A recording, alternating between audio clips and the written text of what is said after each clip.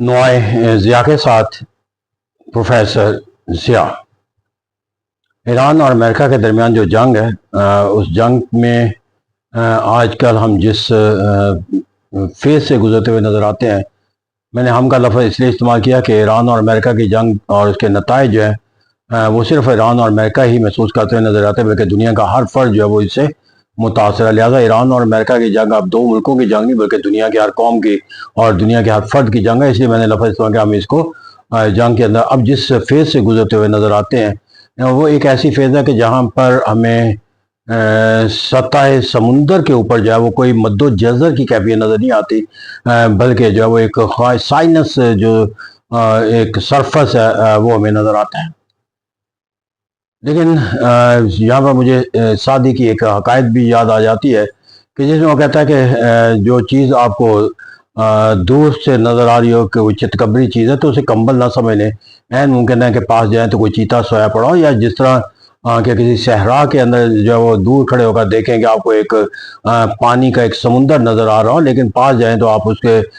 جو ریت کے ذرے ہیں اس کے دلدل میں شکار ہو جائیں۔ تو مجھے یہ خاموشی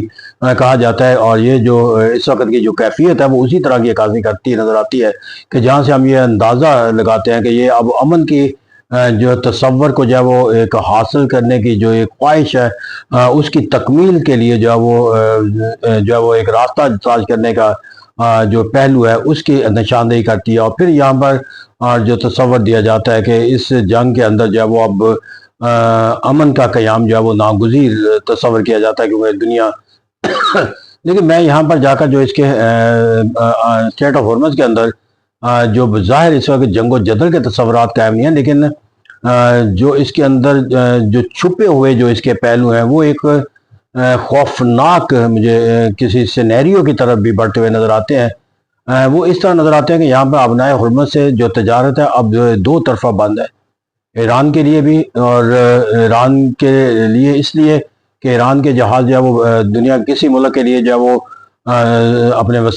وسائل کو پہنچانے کا ذریعہ نہیں بن سکتے، اور صرف ایران کے اپنے جہاز نہیں بلکہ دنیا کا کوئی بھی جہاز جو ہے وہ ایران کے وسائل لے کر جو ہے وہ اپنے حرمت سے گزر کر جو ہے وہ اپنے ملک تک پہنچنے کی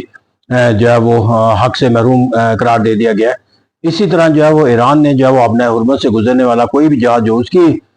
صوابدید کے ساتھ منسلک نہ ہوگا وہ اس سے گزرنے کی اجازت نہیں تھا۔ اس طرح اپنے حرمت کے اندر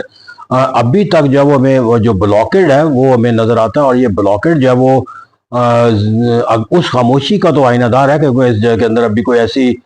بلاکڈ کو ختم کرنے کی کوئی سرگرمی جو ہے وہ جس کے اندر طاقت ناگزیر ہوتی ہے استعمال کرنا اس کا استعمال ہوتا نظر نہیں آتا۔ لیکن المیہ یہاں پر یہ ہے کہ یہ بلاکڈ کا کنٹینیوس رہنا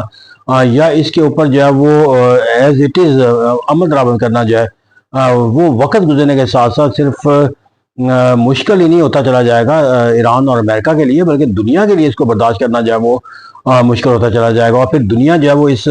اپنے حرمت کے مسئلے کو ختم کرنے کے لیے کیا راستہ اختیار کرتی ہیں، اس کے بعد جو دو راستے موجود ہو سکتے ہیں، ایک تو یہ ہے کہ براہ راست ایران کے خلاف اپنے تمام ممالک جنگ کا اعلان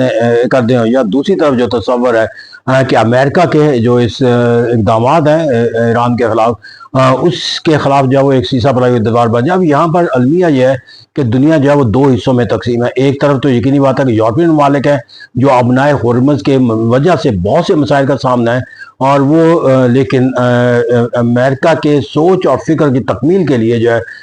وہ ایران کے خلاف کسی اعلان جنگ کا تصور تو اختیار نہیں کرتے، لیکن حالات و واقعات کی تنگی کے نتیجے کے اندر اگر وہ کوئی ایسا قدم اٹھا لیتے ہیں تو اٹ مینز کہ یہ وہ عمل ہوگا جس کے لیے میں نے کہا کہ اگرچہ خاموشی ہے لیکن یہ خاموشی جو میں کسی بہت بڑے جو ہے وہ ایک المیہ سے دوچار کر سکتے ہیں۔ اور یہاں پر جا کر یہ عمل اگر اختیار کیا جاتا ہے، پھر وہاں پر دوسرا پہلو یہ ہے کہ دنیا کے بڑے ممالک چائنا اور ایشیا جو ہے وہ ایران کے ساتھ اپنے معاشی مفادات کے لحاظ سے بہت منسلک ہے، اور ان کے لیے ایک طویل عرصے تو کیا ایک مختصر عرصے کے لیے بھی اس سے اپنے آپ کو علیحدہ کرنا ایران کے ساتھ جو تجارتی سرگرمیوں کے لحاظ سے اور بالخصوص انرجی کے ریسورسز کی فراہمی کے ممکن نہیں ہے۔ اس طرح اگر وہ امریکہ کے جو اقدامات ہیں ان جو ایران کے جو تیل کے جو ریسورسز ہیں ان کو لے کر ڈیسٹینیشن کی چائنا ہو یا رشیا ہو یا تو ان کے خلاف کوئی اگر عمل کرنے کے نتیجے کے اندر چائنا جو ہے وہ اپنے مفادات کے تحفظ کے لیے اس جنگ کا حصہ بن جائے گا، تو پھر یہ جنگ کا جو دائرہ کار ہے وہ انتہائی جو ہے وہ ایک ایسے پہلو سے آئینہ دار ہو سکتا ہے جس کے اندر پھر یہ جنگ، جس کے بارے میں پہلے سے خدشہ ظاہر کیا جا رہا تھا کہ کہیں یہ جنگ جو ہے وہ ہمیں تھرڈ ورلڈ وار کے کسی کانسیپٹ کے ساتھ منسلک کر دے، تو ایسی صورت کے اندر پھر کوئی دوسرا آپشن باقی ہی نہیں رہے گا ایکسیپٹ دیٹ کہ وی ول بی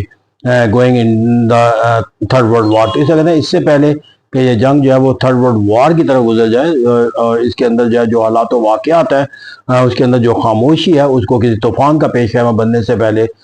جو ابنائے حرمت کا جو تصور ہے، کیونکہ یہ یاد رکھنے کی ضرورت ہے کہ ابنائے حرمت جو ہے وہ شاہ رگ ہے دنیا کے لیے، صرف امریکہ یا ایران کے درمیان لڑائی کا ایک موضوع نہیں ہے، اور یہ شاہ رگ کا جو ہے وہ کاٹنا یہ ہر اس کے لیے اپنی موت کا پیغام دیتا ہوا نظر آتا ہے جس شاہ رگ جس کے لیے یہ شاہ رگ ہے. تو اس طرح دنیا کے ممالک اپنے لیے اس شاہ رگ کے سے جو ہونے والی جو تکلیف ہے امریکہ اور ایران کی جنگ کے نتیجے کے اندر شاہ رگ کے ذریعے جو سرگرمیوں کو کنٹرول کر کے جو انہیں پہنچائی جا رہی ہے، وہ اس سے عہدہ برا ہونے کے لیے جو راستہ ان کے پاس باقی رہ جاتا ہے، either to use the absolute or extreme armed forces against the Iran, or let's give the lesson to the United States of America that the United States of America does not have any right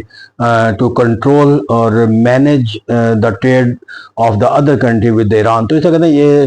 کیفیت سے نکلنے کا جو بہترین راستہ ہے کہ ایک ریئلسٹک اپروچ کے تحت اس مسئلے کا تلاش کیا جائے، ورنہ ان ریئلسٹک اگر ایٹیچیوڈ جو آج تک ہمیں نظر آتا ہے اس کو اختیار کیا گیا تھا، then we have to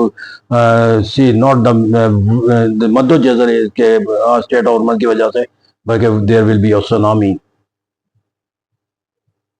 the worst tsunami in the history of war. Thank you very much.